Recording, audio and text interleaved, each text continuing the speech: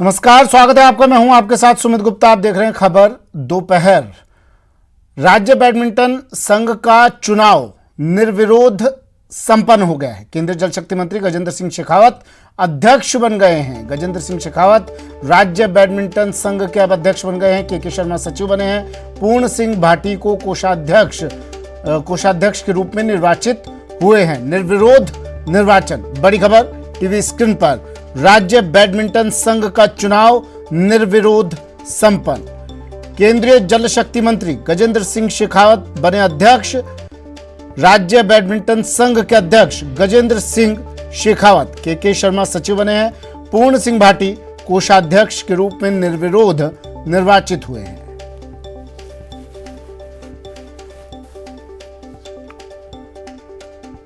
और एक और बड़ी खबर है बिहार के पटना से। सबसे बड़ी खबर इस वक्त की, विमान की सुरक्षित लैंडिंग यहां करवाई गई। स्पाइस जेट के विमान के इंजन में यहां आग लगी थी। SG-725 की उड़ान भरते ही इंजन में आग लग गई थी। दिल्ली जाने वाली फ्लाइट के इंजन में आग लगी थी। विमान में सैकड़ों यात्री सवार थे, लेकिन सभी यात्रियों को सुरक्षित बाहर निकाल दिया गया। बड़ी खबर इस वक्त की टीवी स्क्रीन पर ये देखिए, तस्वीरें भी आपको दिखा रहे हैं। बिहार के पटना से खबर है। बिहार के पटना से तस्वीरें हैं। विमान की सुरक्षित लैंडिंग करवाई गई। SG-725 की उड़ान भरते ही इसके इंजन में आग लग गई थी। स्पाइस जेट के विमान में इंजन में आग लगी थी। दिल्ली जाने वाली फ्लाइट के इंजन में ये आग लगी। सुरक्षित लैंडिंग करवाई गई इस विमान की। बड़ी खबर टीवी स्क्रीन पर, ये तस्वीरें भी।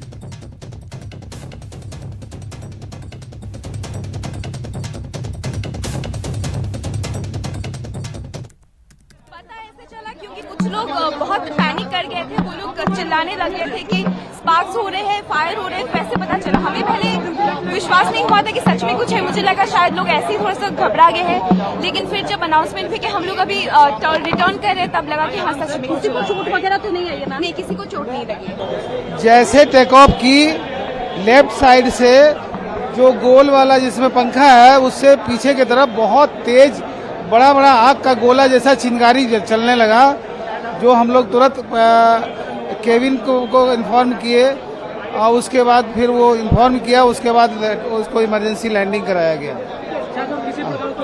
किसी डर तो काफ़ी आया, हार्ट लगा कि अटैक हो जाएगा। कई आदमी तो अब पानी पीने के लिए ढूंढने लगा कि पानी दो, नहीं। एक आदमी तो बहुत जोर से तेज से वो पकड़ लिया, बोला कुछ नहीं होगा। फिर संतावना दे करके उसे शांत किया गया।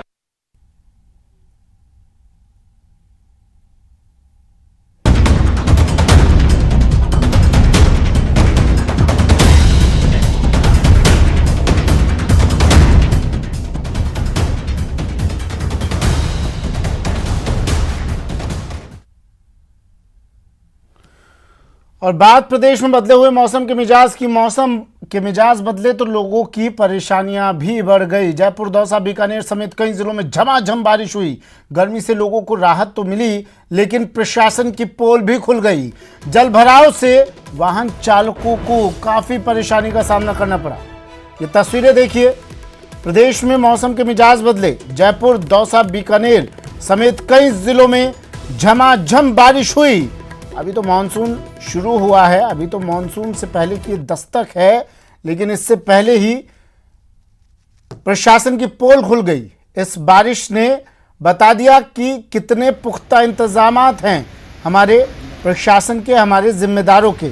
जल भराव से जगह जगह जल भराव नजर आया और इससे लोगों को खासी परेशानी का सामना करना पड़ा।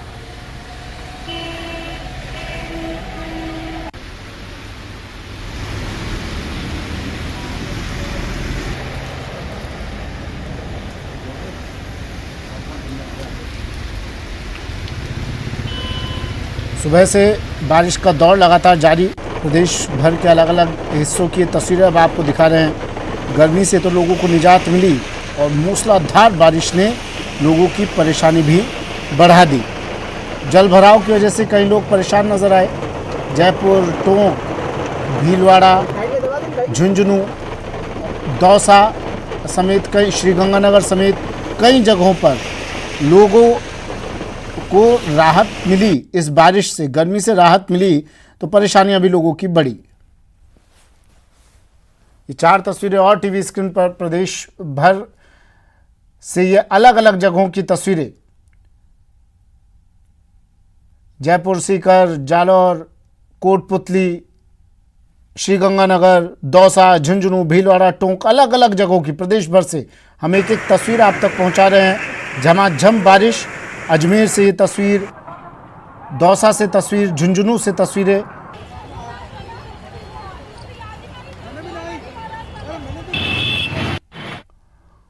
और अब बात टोंक की, जहां 25 मिनट की बारिश में ऐसा सैलाब आया कि शहर की गलियां दरिया बन गई और उन गलियों में खड़ी गाड़ियां और रखा सामान तिनके की तरह बहने लगा।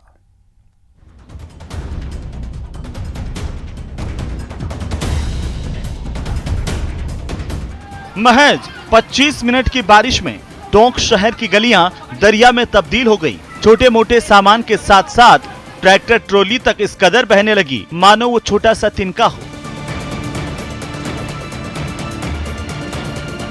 ये एक गली की तस्वीरें नहीं हैं, यही हाल शहर में और गलियों का भी रहा।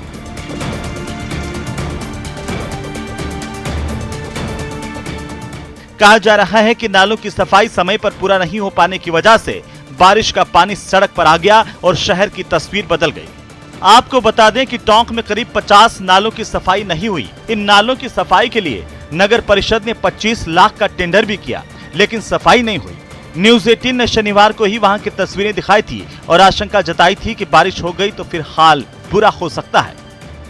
उस वक्त यहां के लोगों ने भी नालों की सफाई को लेकर अतिक्रमण तक पर सवाल उठाए थे। सर, ये अतिक्रमण जो आगे कर रहा है ना, उसकी वजह से नाला बहुत सगड़ा हो गया। सगड़ा होने की वजह से इसमें पूरे पन्निये, इसमें सब चीज ऐसे फंसी हुई है सर, उसके अंदर आगे जा नहीं पाता बिल्कुल भी। जब पानी आता है बरसात के अंदर, ये ऊपर चल जाता है तो गाड़ी मोटरसाइकिल वाले आते हैं, जब भी वो नले में गिर जाते हैं। किसी की टंकी गिर जाती है दूध वाले की, कोई कैसा गैया चलती होती हूँ, गैया गिर जाती है और आगे नले के ऊपर आगे पानी तो जाता ही नहीं है। न्यूज 18 राजस्थान को यह भी जानकारी मिली है कि 60 पार्षदों वाले नगर परिषद, जहां कांग्रेस का बोर्ड है, उस बोर्ड ने नालों की सफाई का काम सभापति के पार्टनर को दिया था, जिन्होंने अपना काम समय पर खत्म नहीं किया और उसी का नतीजा है कि सड़कों पर गाड़ियां चल नहीं रही थी बल्कि बह रही थी।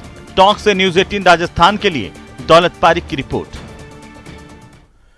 राजधानी जयपुर में आज सुबह से ही बारिश का दौर जारी है। बारिश होने से जयपुराइट्स को गर्मी से तो राहत मिली ही, साथ ही आज रविवार का दिन और फादर्स डे होने के चलते बड़ी संख्या में लोग घरों से बाहर निकले और जमकर बारिश का लुत्फ उठाया।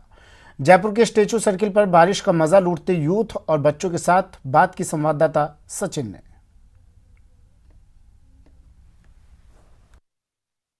लगातार जारी है। कुछ देर की थमावट के बाद आज सुबह से लगातार बारिश हो रही है। मौसम खुशनुमा हो गया है, लोगों को गर्मी से राहत मिली है। तस्वीरें आप देख सकते हैं कि किस तरह से लोग घरों से बाहर अब निकलने लगे हैं और मस्ती कर रहे हैं। आज फादर्स डे भी है, ऐसे में लोग परिवार के साथ बाहर आए हैं। टूरिस्ट बड़ी संख्या में जयपुर आया हुआ है और गर्मी से परेशान था, लेकिन अब गर्मी से राहत मिली है। नौजवान और यूथ जो है वो बाहर आए हुए हैं। कुछ लोग हमारे साथ हैं, एक छोटी गुड़िया भी हमारे साथ है, उससे बात करेंगे क्या कुछ उसका कहना है और किनके साथ वो बाहर आई है। बेटा, आज अब बारिश का मौसम है, कैसे एंजॉय कर रहे हैं? हाँ, मेरे को बहुत अच्छा लग रहा है। मेरे पापा का बर्थडे भी है और फादर्स डे भी है, तो बहुत अच्छा लग रहा है और मौसम भी बहुत अच्छा है, तो बारिश भी आ रही है। आज मेरे पापा मेरे को घुमाने लेके आए हैं, इसलिए बहुत अच्छा लग रहा है मेरे को। बिल्कुल, तो देखिए आज फादर्स डे है, जैसे कि हम बात कर रहे थे, बच्चों के साथ परिवार के साथ लोग निकले हैं। कुछ लोग हैं, उनसे बात कर लेते हैं। मैम, बारिश आई है सीजन की पहली, क्या कहेंगे? बहुत खुश है और हम बच्चों को लेके बाहर आउटिंग पे आए हैं, इनको बारिश एंजॉय कराने के लिए। जी, आज सर फादर्स डे भी है, बच्चों के साथ आए हैं, क्या कहेंगे? ये फादर्स डे मना रहे हैं हम लोग बेसिकली जी, तो बहुत अच्छा लग रहा है इन लोगों के साथ। गर्मी थी, राहत है कुछ? बहुत आराम मिला है। तो बिल्कुल देखिए, गर्मी से राहत मिली है। प्री मानसून की पहली बरसात है और स्टेचू सर्किल की तस्वीरें हम आपको दिखा रहे थे। कुछ यूथ जो है वो दिखाने की कोशिश करेंगे कि वो किस तरह से यहाँ पे मस्ती करते हुए नजर आ जाएंगे। तस्वीरों में एक बार स्टेचू सर्किल पूरी तरह से ग्रीनरी जो है वो स्टेचू सर्किल पर आपको दिखाई देगी। हर तरफ जो लोग हैं वो यहाँ पर मौजूद है। तस्वीरें आप देख सकते हैं। बारिश सुबह से लगातार जारी है। संडे का दिन है, फादर्स डे है, ऐसे में लोग घरों से बाहर निकल रहे हैं और इस बारिश का जो है वो आनंद ले रहे हैं। हालांकि कई जगह पर पानी भराव, जल भराव की समस्या भी सुनने को मिल रही है, लेकिन फिलहाल इस बारिश को आफत की बारिश कहना जल्दबाजी होगी, क्योंकि ये राहत की बारिश है। हर कोई खुश है बारिश से, क्योंकि मौसम सुहावना हो रहा है और जिस गर्मी से लोग परेशान थे उस गर्मी से लोगों को बड़ी राहत मिली है। कैमरा पर्सन भवानी सिंह के साथ सचिन कुमार, न्यूज़ 18 जयपुर।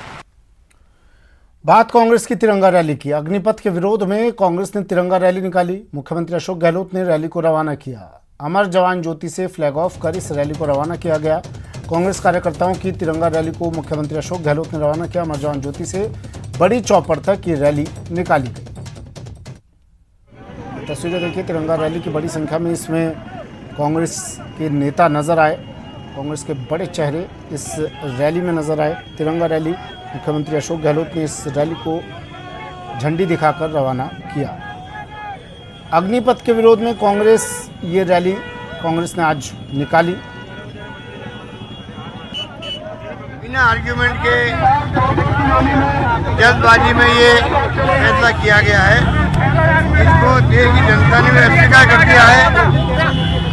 रिटायर्ड फौजी अफसरों ने सबने अस्वीकार कर दिया है। फौज में जो अनुभव रखते हैं उनके आप रिएक्शन देखे होंगे तो सब एक स्वर में कह रहे हैं ये योजना किसी भी रूप में देश हित में नहीं है, युवाओं के हित में नहीं है।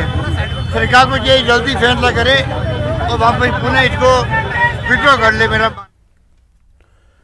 राजस्थान विधानसभा के उपनेता प्रतिपक्ष राजेंद्र राठौड़ श्रीगंगानगर दौरे पर रहे। इस दौरान उन्होंने कहा कि हाल ही में आई बहुचर्चित अग्निपथ योजना ने सभी विपक्षी दलों को कटघरे में खड़ा किया है। उन्होंने कहा कि युवाओं को अग्निपथ योजना को समझकर उसका फायदा उठाना चाहिए ताकि सेना में भर्ती होकर देश सेवा करने के साथ साथ उन्हें मान सम्मान भी हासिल होगा। बात करेंगे, सबसे खास मुद्दा है इस समय अग्निपथ योजनाओं को लेकर। न केवल राजस्थान में बल्कि पूरे देश में लगभग आधा दर्जन से राज्य ऐसे हैं जहां पर अग्निपथ योजना का खासा विरोध देखा जा रहा है। क्या वजह मानते हैं? अग्निपथ योजना का विरोध राजनीतिक चश्मा पहनकर कोई कर सकता है।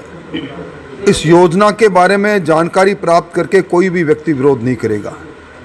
हिंदुस्तान के नौजवानों को राष्ट्रभक्ति, राष्ट्र रक्षा और एक तरह से अनुशासन की ज़िंदगी के साथ जोड़ने की नायाब ये योजना है। इस योजना में जहाँ 4 वर्ष तक एक और सब रोजगार के साथ नौजवान जुड़ेगा, वहीं योजना में 4 वर्ष के पश्चात उसके पास हाथ में इतनी राशि होगी कि वो निजी व्यापार भी कर पाएगा।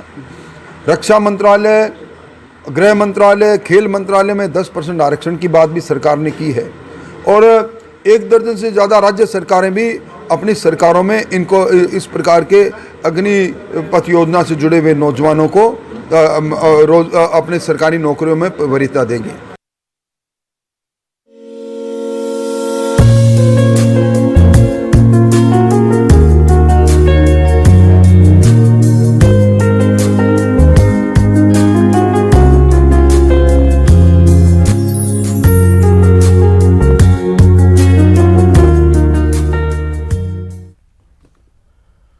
एक पिता अपने बच्चों के लिए सब कुछ होता है। पिता ही बच्चों की जमीन और पिता ही आसमान होता है। पिता से ही बच्चों के सारे सपने अपने होते हैं।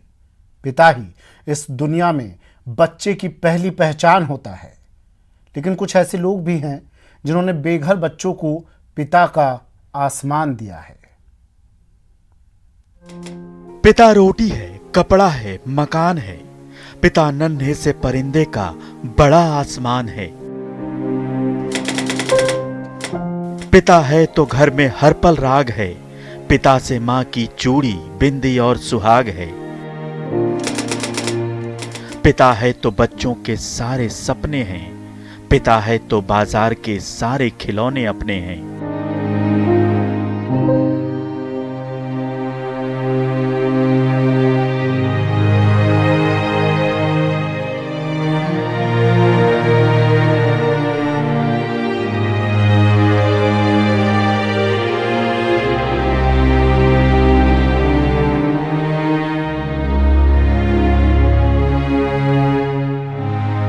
एक पिता की महानता पहाड़ से भी ज्यादा ऊंची होती है। दुख चाहे कितना भी आए, लेकिन पिता उस दुख की परछाई कभी अपने बच्चों पर नहीं आने देता। एक पिता अपने बच्चों की खुशियों के लिए अपनी इच्छाओं की कुर्बानी दे देता है। बच्चे कोई भी सपना देखें, पिता उस सपने को पूरा करने के लिए ईंधन बन जाता है। दुनिया के हर पिता की ख्वाहिश होती है कि उसके बच्चे उससे भी ज्यादा कामयाब बने। कुछ ऐसे पिता हैं जिन्होंने हर मुश्किल से लड़कर सैकड़ों बच्चों को हौसले और सफलता का बड़ा आसमान दिया, वो भी अपने बच्चों से ज्यादा दूसरे के बेघर बच्चों को। इनमें कोई 70 से ज्यादा बेघर बेटियों के सपनों को सच करने में जुटा है, तो कोई शिशु आश्रम चलाकर एक साथ मां की ममता और पिता का प्यार लुटा रहा है। किसी ने बच्चों के सपने सच करने के लिए जमीन और जेवर तक बेच डाला। ऐसे पिता की महानता को न्यूज़ 18 सलाम करता है।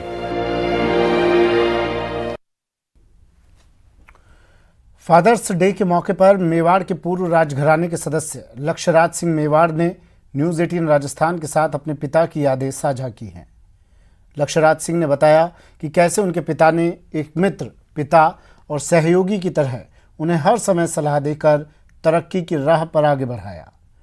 लक्ष्यराज सिंह से बातचीत की न्यूज़ 18 संवाददाता कपिल श्रीमाली ने। फादर्स डे के मौके पर आज हमारे साथ वह शख्सियत है जिन्होंने न सिर्फ व्यापार जगत में बल्कि सामाजिक सरोकार निभाने में भी अग्रणी भूमिका निभाई है। अपने पिता के नक्शे कदम पर चलते हुए मेवाड़ राज परिवार के पूर्व सदस्य लक्ष्यराज सिंह मेवाड़ समाज सेवा में सदैव अग्रणी रहते हैं और इस समय हमारे साथ में लक्ष्यराज सिंह मेवाड़ खुद मौजूद हैं। उनसे हम बात करेंगे कैसे उन्होंने अपने पिता से प्रेरणा लेते हुए जो तरक्की के जो कदम है वो आगे बढ़ाए। हमारे साथ में लक्ष्यराज जी मौजूद। लक्ष्यराज जी, बहुत बहुत स्वागत है आपका न्यूज़ 18 में। बहुत बहुत धन्यवाद। नमस्कार।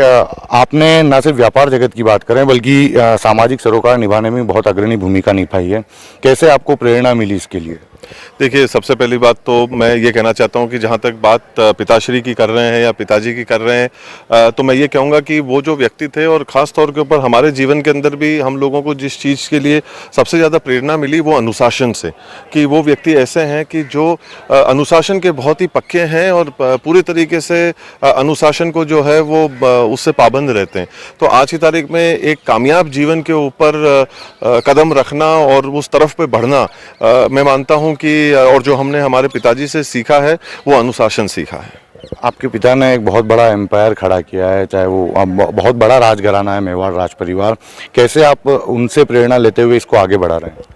आज देखिए कि उनसे भी बहुत कुछ सीखने के लिए मिला, दादाश्री से भी सीखने के लिए मिला और इतनी सारी पीढ़ियों ने इतना काम यहाँ पर किया है जो सब हमारे पिता तुल्य हैं और उन लोगों से हमने प्रेरणाएं ली हैं, देखा है, सीखा है और साक्षात आज हम जहाँ खड़े हैं ये अपने आप में 300 साल, 400 साल, 500 साल का एक प्रतीक है। तो आज की तारीख में ये एक केवल इमारत नहीं पर जीवंत हस्ताक्षर हैं हमारे पूर्वजों के और हमारे हाल ही में बड़े बुजुर्गों के जो उन्होंने काम किया है। एक तो उन चीज़ों को जिनको छुआ जा सकता है, देखा जा सकता है और एक वो चीज़ जिसको हम लोग सिर्फ महसूस कर सकते हैं। तो ये दोनों चीज़ों का जो एक समीकरण बनता है इंसान के जीवन में, इन सारी चीज़ों को देखकर, सीखकर जो है इंसान कहीं ना कहीं सोचता है कि मैं भी उस नक्शे कदम पर चलने का प्रयास करूं और लोगों का प्यार, सहयोग मिलता चला जाता है और कहीं ना कहीं हम लोग भी उस रास्ते पे निकल पड़ते हैं और उम्मीद और कोशिश यही करते हैं कि उस पर भी हम सफलता प्राप्त करें और लोगों की ज़्यादा से ज़्यादा जो है वो मदद कर सकें और इस नाम को, निशान को और नमक को बरकरार रख सकें। लक्ष्यराज जी कहते हैं कि पिता नारियल के समान होते हैं, बाहर से काफ़ी सख्त और अंदर से बेहद नरम। आपने कौन सा स्वरूप देखा है और कौन से स्वरूप से आपका ज़्यादा संबंध रहा है? मैं ये कहूँगा कि देखिए, दिखने को और समझने को तो बहुत सारी चीज़ें अलग अलग दिखती है पर मेरे को नहीं लगता कि आज की तारीख के अंदर कोई भी सुपुत्र या पुत्री अगर अपने माता पिता की जो रही हो जिन्होंने सारे स्वरूप ना देखे हों, तो मैं अगर कहीं ये कहूँ कि नहीं केवल मैंने ये स्वरूप देखा या वो स्वरूप देखा तो मैं कहीं ना कहीं गलत बात बोल रहा हूँगा। पर मैं ये कहूँगा कि नहीं, उनके सारे स्वरूप जो है अब इतने वर्षों के अंदर जो है वो देखने को मिले हैं और कहीं ना कहीं वो हमारे हित में ही थे। देखिए, जब एक नाराज़गी होती है तो एक जायज़ नाराज़गी होती है और जब प्यार होता है तो वो भी जो है वो एक जायज़ प्यार होता है। तो दोनों तरीके से जो है वो उनका स्वरूप जो है वो देखने को मिला, एक मित्र के तौर पे भी, एक शिक्षक के तौर पे भी, एक पिता के तौर पे भी, एक साथी के तौर पे भी। तो आज ये बात जो है वो मैं बिल्कुल खुले मन से कह सकता हूँ कि इन सारे स्वरूपों में अलग अलग दौर के अंदर इंसान के जो है वो उनका जो है साथ भी मिला और ये सारे स्वरूप को देखने का और खैर हाँ, किसी को वो नाराज़गी वाला स्वरूप जो है किसी के पिता का पसंद नहीं आता, तो और वो प्यार वाला ही आता है, पर वो एक हद तक हमारे ऊपर भी निर्भर करता है कि हम उनके अंदर से कौन सा स्वरूप को जगाते हैं। तो मैं ये भी कहूँगा इस बात के अंदर, इस सांस के अंदर ये बात भी मैं कहना चाहता हूँ कि केवल अपने पिता को ही किसी एक चीज़ के लिए जिम्मेदार ठहरा देना, वो चीज़ सही नहीं है। कहीं ना कहीं हम लोग भी उस सफ़र के अंदर कोई ना कोई हमारा भी कदम ऐसा होता है जिसकी वजह से उनका वो स्वरूप बाहर आता है, चाहे वो प्यार का हो, चाहे वो नाराज़गी का हो। हम लोगों ने कोई ना कोई किरदार ज़रूर निभाया होता है उस चीज़ को बाहर निकालने के लिए, और हम लोगों की कोशिश यही रहती है कि उनके अंदर से वो दोस्त का या प्यार का और एक पिता का जो प्यार से भरपूर हो, गर्व से भरपूर हो, वो वाला स्वरूप ज़्यादा से ज़्यादा बाहर निकालने का हम लोग प्रयास करें। और जैसे जैसे इंसान बड़ा होता जाता है, अपने ज़िंदगी के अंदर थोड़े आगे बढ़ने का काम करता है, तो कोशिश यही होती है कि हमारे पिता जो हैं वो उनसे खुश हों, उन चीज़ों से खुश हों, और उनके अंदर से जो है हमारे प्रति एक प्यार भरा ही जो है वो स्वरूप हम लोग बाहर निकालें। और ख़ास तौर पे जब वो एक दोस्त पकड़कर एक हाथ पकड़ते हैं और दोस्त बनकर हाथ जब पकड़ते हैं और रास्ता दिखाते हैं, तो मन और जीवन दोनों जो है वो प्रफुल्लित हो जाता है। कोई वाकया साझा कर सकेंगे इस मौके पर आपके पिता के साथ में, आपके कोई ऐसा वाकया जो आपको हमेशा याद आता हो? देखिए, बड़ा अच्छा और खूबसूरत सा सवाल है। जब पहली नौकरी का वक्त आया था, जब मैं ऑस्ट्रेलिया में था और नौकरियों के लिए मैं तलाश कर रहा था, तो उस समय पे ज़रूर जो है वो पिताश्री से बात हुई थी और उनसे बातचीत करी कि हाँ, मैंने कहा कि अभी मैं नौकरियां ढूंढ रहा हूँ और कोशिश कर रहा हूँ कि हाँ मुझे नौकरी मिल जाए। तो उन्होंने उस वक्त पे एक बात मेरे को ज़रूर कही थी, वो एक पिता के तौर पे भी कही थी, और एक उस समय पे वो एक हम उम्र बनकर एक दोस्त की तरह भी मेरे से बात कर रहे थे, जो कहीं ना कहीं उनके लहजे में, उनकी बातचीत में, क्योंकि मेरे लिए जीवन के अंदर एक वो बहुत बड़ा कदम था कि 17-18 साल की उम्र के अंदर अपनी पहली नौकरी जाकर ढूंढना, रेज्यूमे को प्रिंट करना, जाना, दर दर पे भटकना, उन चीज़ों के बारे में बताना। तो उन्होंने भी मेरे को एक बात कही कि यार देखना बेटा कि तुम्हारे को जो पहली नौकरी मिल जाए, ऐसा ना हो कि वो ज़रूरी नहीं है कि तुम उसी को स्वीकार कर लो। तो मैंने कहा कि ये मेरे को थोड़ा सा समझ में जो है वो कम आया। मैंने कहा ऐसा कोई मेरे को नौकरी मिल जाए, वही अपने आप में जो है वो बहुत बड़ी बात है, मिल जाएगी। तो मैंने कहा अपना जो भी मेरी यहाँ की व्यवस्था है, सारी चीज़ें हैं, उसको अच्छी तरह से संभाल सकेंगे। उन्होंने कहा कि नौकरियाँ मिलेंगी, थोड़ा सब्र रखने का काम है, अपने मेहनत में तुम कहीं कमी मत छोड़ना, पर उसके साथ साथ अपने आत्मविश्वास को कम मत करना, और कोई ऐसे अपने को अपने स्वाभिमान के साथ में सौदा करने की अपने को आवश्यकता नहीं है। तुम कोशिश करोगे, तुम्हें सफलता ज़रूर मिलेगी, पर इस चीज़ का तुम ज़रूर ध्यान रखो। तो वो चीज़ आज भी मेरे आत्मा के अंदर, मन के अंदर गूंजती है कि ज़रूरी नहीं है कि पहले चीज़ जो अपने को मिल जाए या पहला काम अपने को जो करना हो उसी को हम सब कुछ मांग ले। तो उस समय पर हम लोग हमारे होश और हवास में, सोच में रहकर ऐसी चीज़ करें जो हमारे गरिमा में भी रहे, और जो अगला जो है वो भी हमारी इस चीज़ के बारे में कदर करे। तो दोनों तरफ से जब कदर हो तो वो चीज़ जो है वो ठीक अच्छी बैठती है। और वही जब मैंने किया, तो आज भी उन लोगों के साथ में मेरे रिश्ते हैं। आज भी वो जो लोग मेरे पहले बॉसेस जो थे, पहले मालिक जो थे, उनसे भी जब हम जाकर आज फ़ोन पर बात करते हैं या व्हाट्सएप पर बात करते हैं, तो वो आज रिश्ता उस सोच की वजह से कायम हो सका, और उन लोगों ने भी उस चीज़ की कदर करी और वो दृष्टि हमको उस वक्त के ऊपर उस चौराहे पर दी, और इस चीज़ को हम लोग कर सके। तो ये एक ऐसी चीज़ है जो मेरे को हर जीवन के हर कदम पर मुझे याद रहती है। फादर्स डे के मौके पर क्या संदेश देना चाहेंगे आप? देखिए, सबसे पहले मैं ये कहना चाहता हूँ कि ये हमारी संस्कृति नहीं है।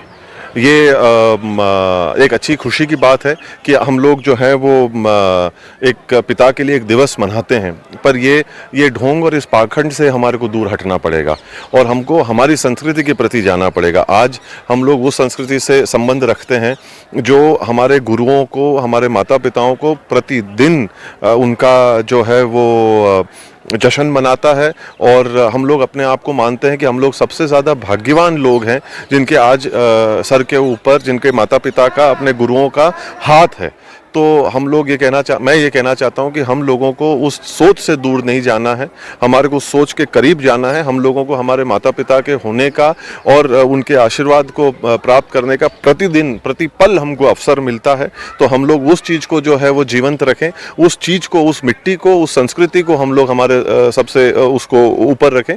देखिए, हम लोग उस तरफ ना दौड़ें, उस दिशा में ना दौड़ें जहाँ पर सूरज भी जाकर डूब जाता है। आज की तारीख में उस तरफ का प्रभाव भी हम लोगों के ऊपर बहुत पड़ रहा है। अच्छी बात है एक हद तक कुछ चीज़ों को देखने की, सीखने की, पर इसका मतलब ये नहीं, इस कीमत पे नहीं आनी चाहिए जहां हम हमारे माता पिताओं को, हमारे गुरुओं को केवल एक दिन तक लाकर सीमित कर दें।